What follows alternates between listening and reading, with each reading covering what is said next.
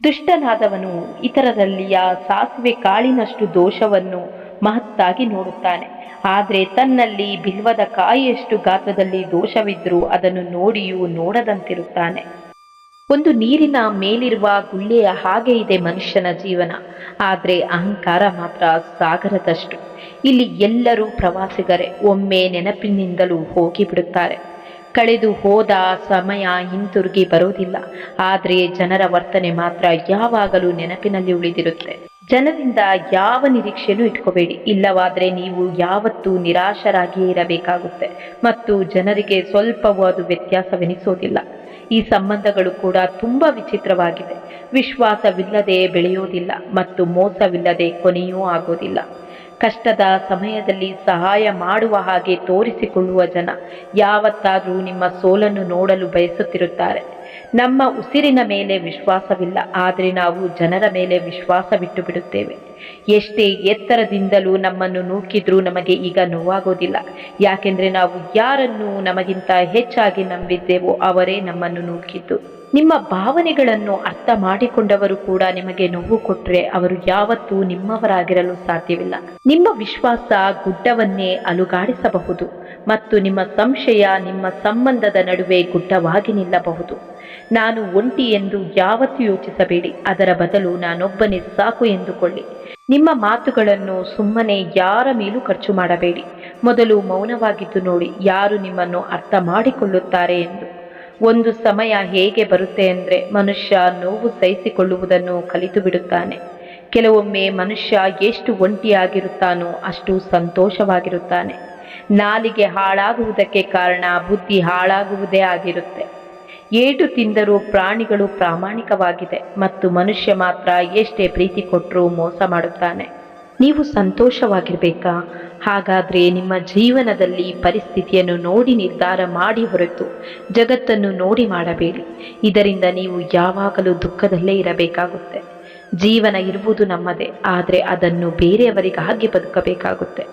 ಉದ್ದವಾದ ದಾರ ಹಾಗೂ ಉದ್ದವಾದ ನಾಲಿಗೆ ಸಮಸ್ಯೆಯನ್ನಷ್ಟೇ ಸೃಷ್ಟಿಸಬಹುದು.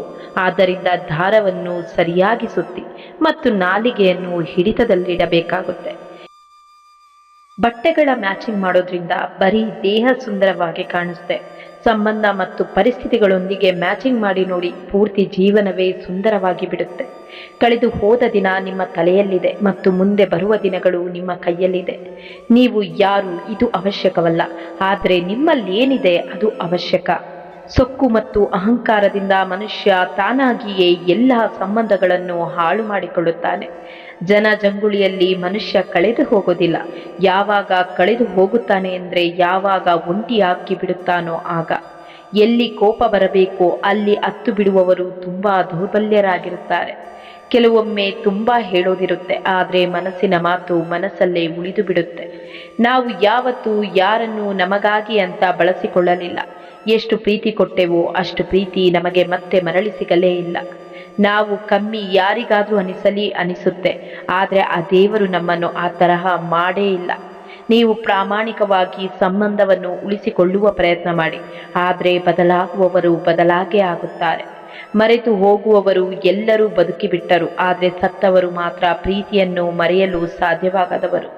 ತುಂಬು ಹೃದಯದಿಂದ ಪ್ರೀತಿಸುವವರೇ ಕೊನೆಯಲ್ಲಿ ತಾವೇ ಜೋರಾಗಿ ಒಡೆದು ಹೋಗುತ್ತಾರೆ. ಅಕಸ್ಮಾತ್ ಯಾರಾದರೂ ತುಂಬ ಸಮಯದಿಂದ ನಿಮಗೆ ಕಾಲ್ ಅಥವಾ ಮೆಸೇಜ್ ಏನೂ ಮಾಡುತ್ತಿಲ್ಲವೆಂದರೆ ಅರ್ಥ ಮಾಡಿಕೊಳ್ಳಿ, ಅವರಿಗೆ ಈಗ ನಿಮ್ಮ ಅವಶ್ಯಕತೆ ಇಲ್ಲ ಎಂದು. ಒಬ್ಬ ಮನುಷ್ಯ ಯಾವಾಗ ದೊಡ್ಡವನಾಗ್ತಾನೆ ಅಂದರೆ ಚಿಕ್ಕವರ ನೋವನ್ನು ಅರಿತುಕೊಂಡಾಗ ಮಾತ್ರ.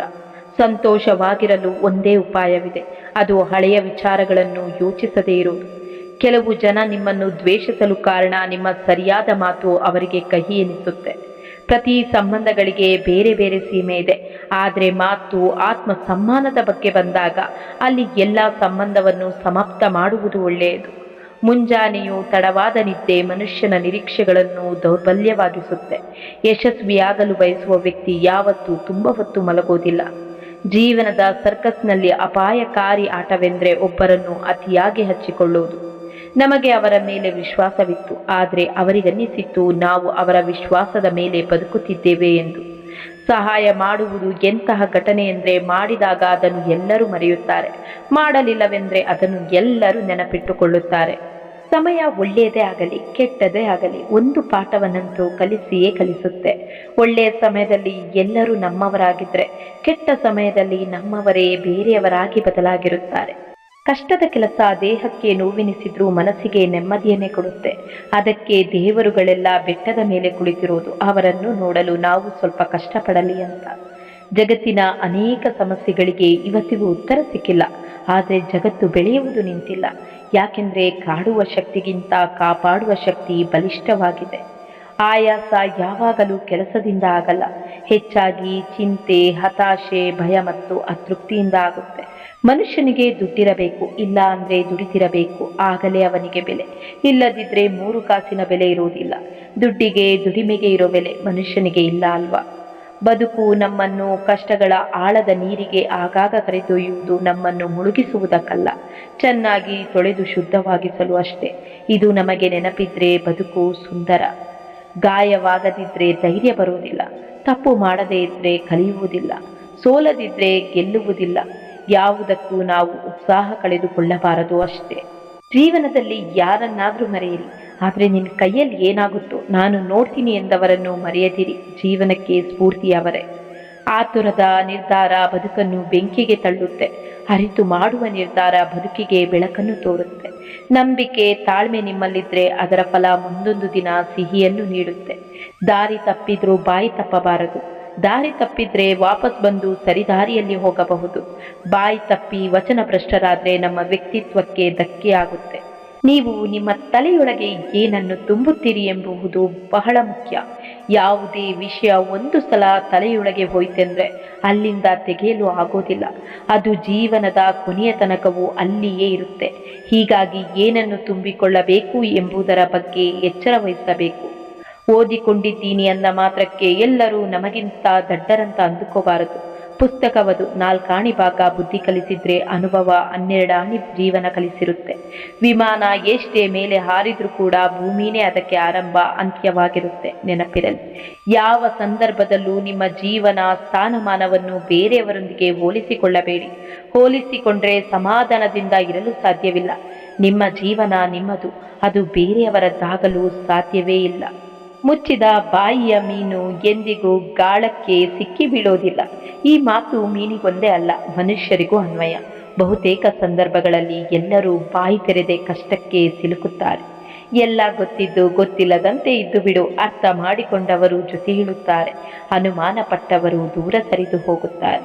ರೂಪ ಚಿಪ್ಪಿನಂತೆ ಇದ್ರೂ ಪರವಾಗಿಲ್ಲ, ವ್ಯಕ್ತಿತ್ವ ಚಿಪ್ಪೊಳಗಿನ ಮುತ್ತಂತೆ ಇರಬೇಕು. ಈ ಜಗತ್ತು ಅವಶ್ಯಕತೆಗಳ ನಿಯಮದಿಂದ ನಡೆಯುತ್ತಿದೆ. ಚಳಿಗಾಲದಲ್ಲಿ ಯಾವ ಸೂರ್ಯನ ನಿರೀಕ್ಷೆ ಇರುತ್ತೋ ಅದೇ ಸೂರ್ಯನಿಗೆ ಬೇಸಿಗೆ ಕಾಲದಲ್ಲಿ ತಿರಸ್ಕಾರವೂ ಇರುತ್ತೆ. ಹಾಗೆಯೇ ನಿಮ್ಮ ಮೌಲ್ಯ ಸಿಗುವುದು ನಿಮ್ಮ ಅವಶ್ಯಕತೆ ಇದ್ದಾಗ ಮಾತ್ರ. ಜೀವನ ಗೋಣಿಚೀಲದಂತೆ, ಚಂದವಿದ್ದಾಗ ಎಲ್ಲರೂ ತುಂಬುವರು, ಕಟ್ಟಿಟ್ಟು ಅಟ್ಟಕ್ಕೂ ಏರಿಸುವರು, ಅಲ್ಲಲ್ಲಿ ಹರಿದಾಗ ಕಾಲಡಿಗೆ ಹಾಕುವರು. ನನ್ನ ತಪ್ಪುಗಳನ್ನು ನನ್ನ ಹತ್ರ ಹೇಳಿ, ಬೇರೆಯವರ ಹತ್ತಿರ ಅಲ್ಲ. ಯಾಕೆಂದರೆ ಬದಲಾಗಬೇಕಾದದ್ದು ನಾನು, ಅವರಲ್ಲ. ಮಾತಿನ ವರ್ತನೆ ಹೇಳುತ್ತೆ ಮನುಷ್ಯ ಹೇಗೆ ಅಂತ, ವಾದಿಸುವ ವರ್ತನೆ ಹೇಳುತ್ತೆ ಅವನ ಜ್ಞಾನ ಎಷ್ಟು ಅಂತ, ಅಹಂಕಾರ ಹೇಳುತ್ತೆ ಅವನ ಬಳಿ ಇರುವ ಧನ ಎಷ್ಟು ಅಂತ, ಸಂಸ್ಕಾರ ಹೇಳುತ್ತೆ ಅವನ ಮನೆತನ ಹೇಗಿದೆ ಅಂತ.